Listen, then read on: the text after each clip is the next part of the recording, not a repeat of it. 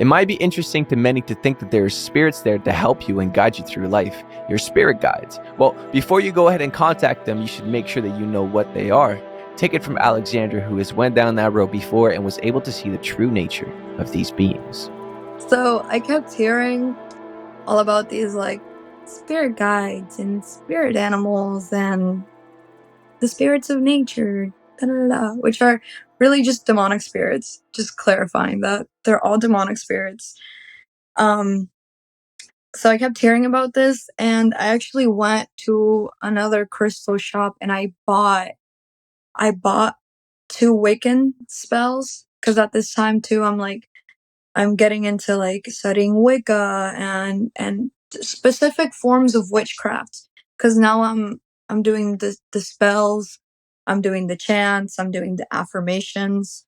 I'm like working with stuff. I'm like laying out a sheet in the middle of my room, sitting on it, with the Om symbol, and I'm like putting candles and just doing stuff like so strange now when I think about it, but I was doing all that stuff. So I started hearing about spirit guides.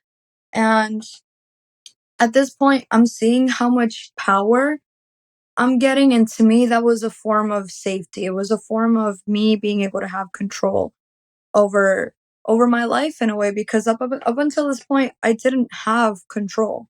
Like there was all these things that kept happening to me and I just felt like I was so out of control. I felt like I just didn't feel safe. So spirituality and new age spirituality for me was that form of safety.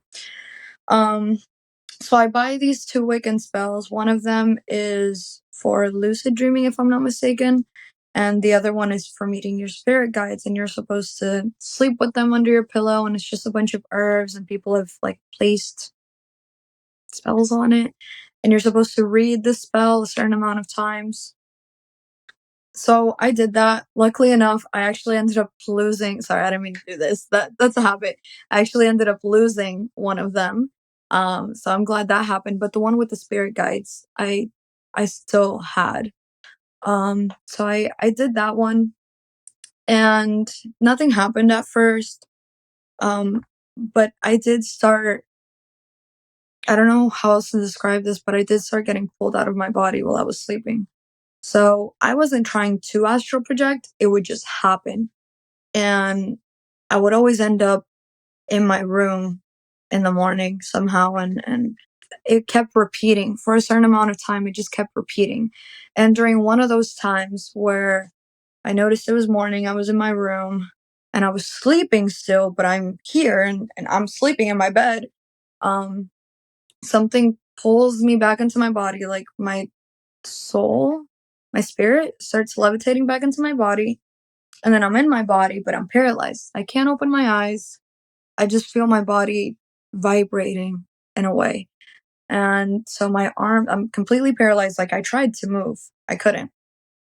And my arms start moving by themselves. And I hear this voice. It's like I almost feel like there's something right on top of me. And there's this like pulsing light I'm seeing behind my eyes, behind like my closed eyes, and I hear this voice and it's audibly talking to me, and it's basically saying you're about to experience a very important moment of your life. You're about to have a life changing moment. Is exactly what it said. Um, and it was saying like just trust me. You're about to have a life changing moment. Da, da, da.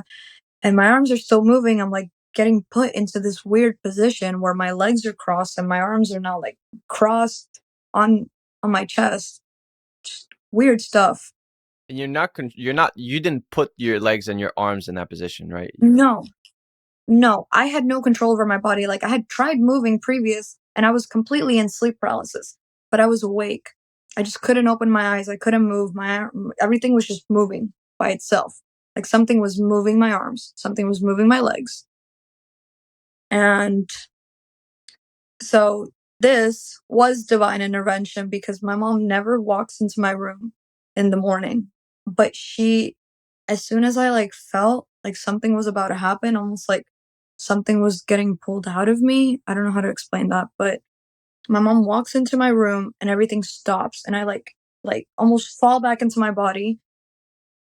and I'm in pain. I'm in so much pain. Like my shoulders hurting, my knee is hurting specifically, like my back is hurting. Like I'm just in pain.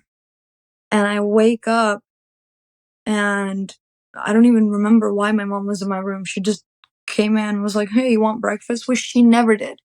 She would never, like, she never did that. It was just so out of the ordinary.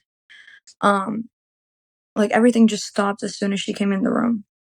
So that was one experience that I had. After that, nothing for a while, nothing really tried to do stuff like that. I would just get pulled out of my body in the middle of the night, or I would wake up every single night at 3 a.m. That was super common for me. I mean, I still do up to this day. I just pray about it now. I'm like, God, I know you want me to do some spiritual warfaring right now. I'm just going to pray. But, ever since I started lucid dreaming up until now, I wake up every single night around 3 a.m.